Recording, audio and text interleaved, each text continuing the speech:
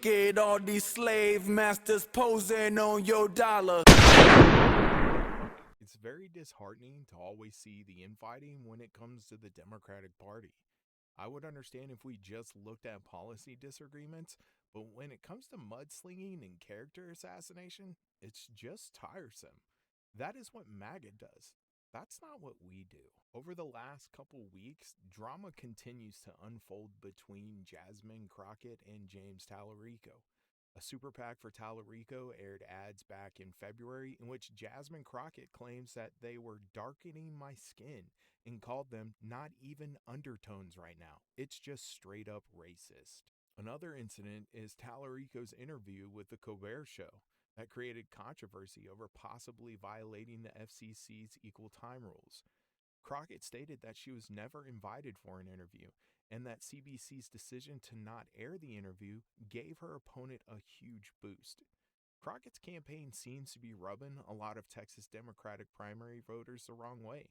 My TikTok is flooded with would-be voters that have expressed that her reaction to Talarico is the reason why they switched. A lot of their comments also follow the racist tropes about black women. I know they're not trying to be, and they genuinely might feel these things, but one can't be against Crockett without playing into them. Comments like, Talarico is less combative, or her rabid tenacity, play into the black woman being wild and uncontrollable. Jasmine is a fighter, and at times her tactics could be seen similar to President Trump's, where they don't follow the conventional norms of respect, but unfortunately, it doesn't work as well for her because of those racist tropes. Trump is rewarded while Crockett is seen as vile, disrespectful, or unwomanly. But on Crockett's side, I have comments calling Talarico a Republican light or another Fetterman. I've asked them to present any evidence of a Republican talking point Talarico has campaigned on and have heard nothing back. This rhetoric is dangerous because it will make more left-leaning people not show up in the general election, and we need all the votes that we can muster right now. I've also seen attacks about Talarico coming back early from a quorum break. This talking point is ridiculous because Democrats have no power in Texas to do anything. They lack the numbers in both chambers to be effective. There isn't enough Republicans that would break off and support the Democrats because they would be chastised and lose their seat or any committee assignment. Former Senator Kelly Hancock is a great case. He was one of two senators that voted yes on impeachment articles against former Texas Attorney General Ken Paxton. At the time, Senator Hancock chaired the powerful Business and Commerce Committee. After the trial, he was removed from that committee and made chair of the Veteran Affairs Committee. This was a punishment for him not voting along party lines. That was Governor Abbott putting him in the doghouse. So, knowing all of this, the Democrats brought national attention to an important issue, but they never had the power to actually do anything about it. On top of that, they were being fined like $500 a day for missing quorum. And Texas legislators don't make any money for doing their job. The longer they stayed away, it didn't matter. The governor would just call a special session after special session after special session, wasting taxpayer money until he got what he wanted. Until Democrats actually have power, quorum breaking is nothing but political theater in Texas.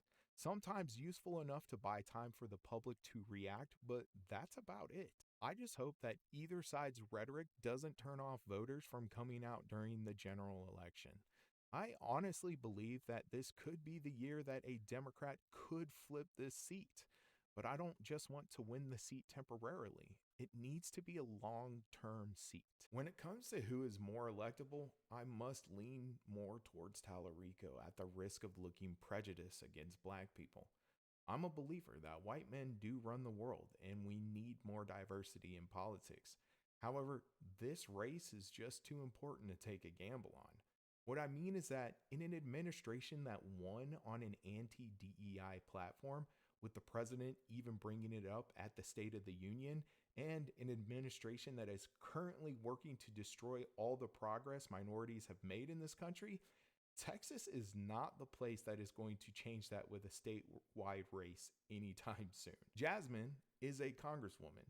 She has been elected to a federal position, but that position was carved out for a Democrat. The last couple of elections in that district, the Democrat won by over 100,000 votes. It is safely a Democratic seat. Talarico has actually flipped a red seat and held onto it for a couple of elections before Texas redistricted and had him run in a new district.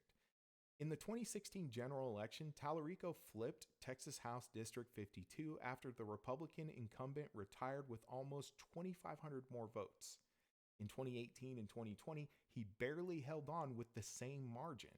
He was then put into a new safer district in which he won his general by over 30,000 votes. I hate to say this, but Talarico has a rap sheet of winning against Republicans in this state. Crockett has only had to run against other Democrats. You can see this play out in their campaign rhetoric. Crockett has positioned herself as an anti-Trump person, while Talarico has framed this as a top versus bottom issue. In a seat that is meant to represent Texas, I do not believe that just being anti-Trump is going to win this seat. At this point, I believe Talarico is more electable, hands down. I know a lot of Republicans that vote in Texas, and they say he could win behind closed doors, meaning that they would vote for him, especially if it's against Ken Paxton. I like Jasmine Crockett, and I would like to see her win, but she is a continuation of a certain part of the left that is familiar to everybody. Her message might be delivered with a little less decorum, but she is ultimately the same playbook. Talarico is bringing something that the left has fallen short of courting, and that is the religious voting bloc. The right has banked on the religious to be their bread and butter, just like the left used to with minorities. But after Trump's re-election, it seems the left lost a lot of ground in those communities. I believe Talarico can tap into that voting bloc, especially now. With the inhumane treatment of human beings by ICE, I think some Christians might be looking for someone that better aligns with their faith. This isn't about trying to reach disenfranchised voters for the short term, but building a long-term bridge for the religious community to have a space in the left. Listen, I'm an agnostic atheist, but understanding how religion shapes behavior, it is absolute suicide for the left to not try and make space for these people. They single-handedly won Republicans so many races that it's crazy to just keep writing them off. If we are to fight Christian nationalism, then we need to have more than just non-believers. We need those inside the church to help us fight alongside us and guide the church away from that dangerous ideology. We can't do it alone. And I believe Talarico has that ability, and we shouldn't waste it. I mean, listen to him talk about the separation of church and state. As people of faith, we should be trying to follow those 10 Commandments rather than trying to force people to put up a poster, because to me that indicates a dead religion.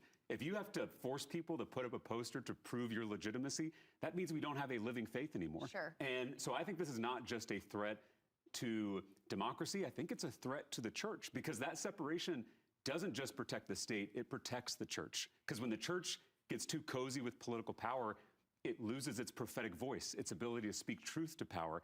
And that's what that separation is it's what it protects, and it's why Christians, including many Protestant Christians, fought for that separation, because they believed it benefited them. At Austin Presbyterian Theological Seminary. And so I can tell you there is a difference between teaching and preaching. Under federal law, schools can teach the Bible as an academic text, but not in a devotional way. In other words, public schools are not Sunday schools. It's hard to be different as a kid. If you're a Jewish kid going to Texas public schools, if you're a Muslim kid going to Texas public schools, if you're a Hindu kid going to Texas public schools, it's hard enough. Now their teacher is teaching Bible stories at the front of the classroom because some politicians here in Austin are forcing them to do so. And with little to no representation for their faith traditions. I hate when race and gender play into politics, but that is just how some things work. When most Texans have a conservative Christian worldview, then running a black woman is just political suicide. I can admit that. Prejudice, racism, sexism, and whatever else you want to call it, they're all there, and we won't be able to do much about it.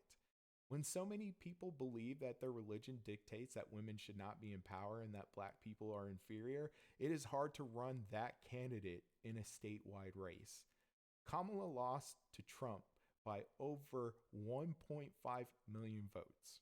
In 2020, Biden lost by less than 700,000 votes. Before that, Hillary lost to Trump by 800,000 votes. By these numbers, the black woman did worse. The most popular president in history, Barack Obama, didn't even do as well as Biden did.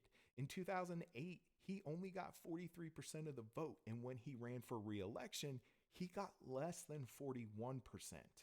I hate that I have to bring these data points up, but we cannot ignore them. I know that gerrymandering plays a huge part as to why most of the Texas legislature is white, but when we look at statewide races, white men dominate. Abbott, Paxton, Miller, Patrick, Cruz, Cornyn are all old white men. You can't gerrymander a statewide race. Unfortunately, I believe that when someone looks more like you, you listen to them just a little bit more. I think Talarico's entire strategy is built upon this concept. A white Christian male being the Trojan horse for progressive politics in the deep red rural areas. And that is who we are running against, rural Texas. In the 2020 general election, John Cornyn beat Mary Hagar by 1.1 million votes. She was a white female. In 2014, he beat Army veteran David Alamil by 1.2 million votes. Cornyn's seat has been safely Republican. But another part of this story is Ted Cruz's seat. In 2018, he beat O'Rourke by 200,000. In 2024, he beat Colin Allred by 900,000. Ted Cruz is not as popular as Cornyn is. And while which party controls the White House can affect turnout during these elections, it seems Ted Cruz is the weaker candidate. When the Democrats ran O'Rourke, a white male, they came within 200,000 votes, the closest statewide race in a long time. I'm looking at this race through the lens of winning for the long term. I just don't want a temporary win to flip the seat once and then it flips back.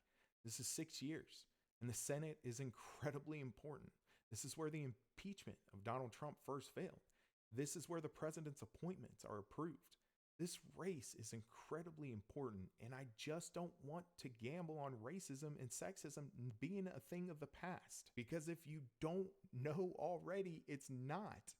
The recent conversation that the president had with the men's U.S. hockey team is prime example of that. And we'll do the White House the next day. We'll just have some fun. We have medals for you guys. And we have to, I must tell you, we're going to have to bring the women's team. You do know that. Absolutely. I do believe I probably would be impeached. I don't think that either campaign is wrong with their strategy of one, trying to get disenfranchised voters, or two, trying to get the middle of the road voters. They're both correct, but I'm going to have to support James Talarico for now.